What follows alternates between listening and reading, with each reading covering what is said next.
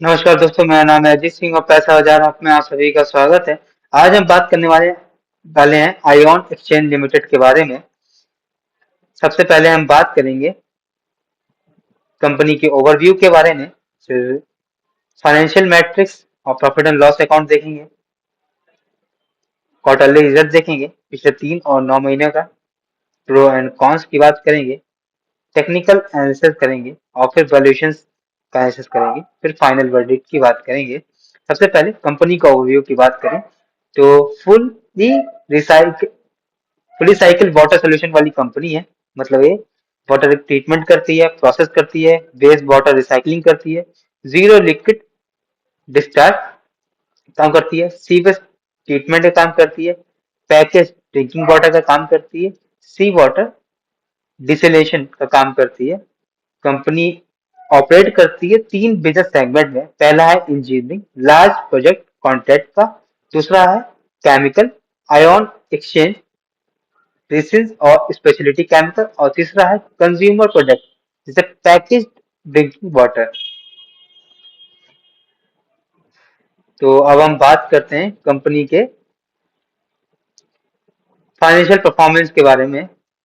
तो कंपनी की 2020 में सेल्स थी 1480 करोड़, जो कि ये लगातार बढ़ते बढ़ते बढ़ते बढ़ते 2024 में हो गई है 2348 करोड़। और ऑपरेटिंग मार्जिन 9, 14%, 14%, फिर 13, फिर 12 रह गए। ईपीएस की माध्यम समझें तो कंपनी 2020 में 6 रुपए 48 पैसे कमाती थी, वही कंपनी 2024 में 13 रुपए 37 पैसे कमा रही है। देख सकते हैं ये ट्रेंड कंपनी के प्रॉफिट का। क्वार्टरली रिजल्ट की बात करते हैं। Q3 2026 में कंपनी का रेवेन्यू था 734.4 करोड़, अप्रोक्स 6% की ईयर ऑन ईयर बेसिस पर ग्रोथ हुई थी। और इनका नेट प्रॉफिट था 20.6 करोड़ का और पैट मार्जिन 2.81 करोड़। और पिछले 9th मंथ में कंपनी ने रेवेन्यू किया 2051 करोड़ का। अगर हम 2024 से कंपेयर करें 2051 करोड़ का, तो इनके 2024 थोड़ा ही कम रह गया, 300 करोड़ का अप्रोक्स। तो 9 महीने में कंपनी ने कवर कर लिया है। 8% की ईयर ऑन बेसिस पर ग्रोथ है और कंपनी ने नेट प्रॉफिट कमाया है 118.9 करोड़ का। काफी अच्छे दमदार रिजल्ट है कंपनी के। ये रहे रिजल्ट। ऑपरेटिंग इनकम हुई है 734 करोड़ की, 9 महीनों में हुई है 2051 करोड़ की। और इबिटा मार्जिन है 9% के, और पिछले 9 महीनों के मार्जिन आए हैं। सॉरी, पिछले Q3 में आए मार्जिन 8.07 के, और पिछले 9 महीनों में आए 9.27 के। और पैट मार्जिन Q3 में रहा 2.81, और पिछले 9 महीनों का मार्जिन निकल के आ रहा है पैट का 5.8180।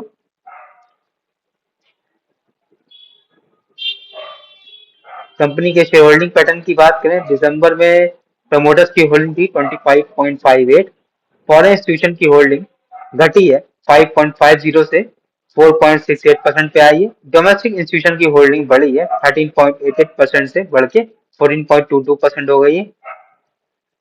पब्लिक होल्डिंग 39.34% पे आ गई है।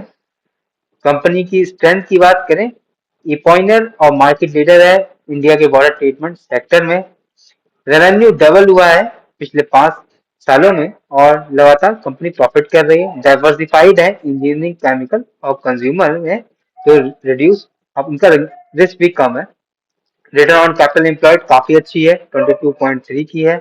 कंपनी की ऑर्डर बुक काफी मजबूत 2833 करोड़ की, और इसमें से अप्रोक्स 9556 करोड़ के ऑर्डर पाइपलाइन में है, बिड कर रखी है। कंपनी अपना बिजनेस इंटरनेशनल भी एक्सपेंड कर रही है, श्रीलंका, मिडिल ईस्ट में। अब बात करते हैं वीकनेस की। प्रमोटर्स की होल्डिंग बहुत ही कम 25.58%, और इंटरेस्ट कॉस्ट थोड़ी कंपनी की बढ़ रही है। डेब्टर्स डे कंपनी की ज्यादा है 151 डेज। Q3 की बात करें तो इबिटा में गिरावट हुई है, जो कि 21% की हुई है ईयर ऑन ईयर बेसिस पे। तो मार्जिन पे भी थोड़ा कंपनी का प्रेशर है। पिछले 3 क्वार्टर्स में फॉरेन इंस्टीट्यूशन का स्टेक घटा है। कुछ ऑपरेशनल हाइलाइट्स और ऑर्डर बुक की बात करें। इंजीनियरिंग इंजीनियरिंग में कंपनी के ऑर्डर लगातार बढ़ रहे हैं, ईयर ऑन ईयर बेसिस पे भी बढ़ रहे हैं। 2 डोमेस्टिक कॉन्ट्रैक्ट सिक्योर किए हैं सोलर प्रोजेक्ट के, इनकी वैल्यू 205 करोड़ की है, जो कि अल्ट्रा प्योर वाटर सिस्टम के लिए है। कुछ हाई वैल्यू इंटरनेशनल कॉन्ट्रैक्ट भी हैं जो कि Q4 2026 में आ सकते हैं। और यूपी जल निगम से ऑर्डर एग्जीक्यूशन अभी बाकी है, वो कि जो कि हो सकता है अगले क्वार्टर में हो जाए। अगले सेगमेंट की आते हैं केमिकल।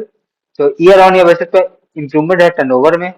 नई फैसिलिटी ओपन कर रहे हैं लोग रोहा में, जो कि अभी काम चल रहा है। थोड़ा मार्जिन पर इम्पैक्ट रहेगा इस क्वार्टर में, मतलब Q4 में। कंज्यूमर सेगमेंट की बात करें तो सेगमेंट लगातार वॉल्यूम ग्रोथ कर रहा है अच्छी खासी,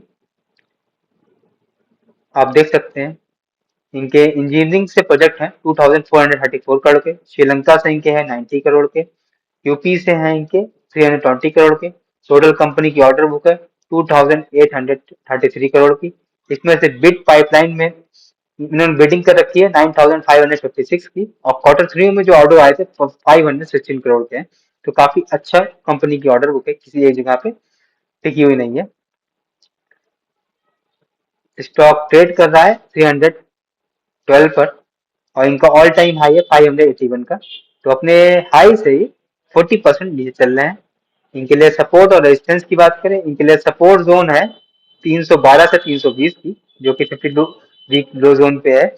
और इनके लिए रेजिस्टेंस का काम करेगी 380 से 400 का लेवल। अगर ये क्रॉस कर देते हैं तो 450 तक की जा सकते हैं।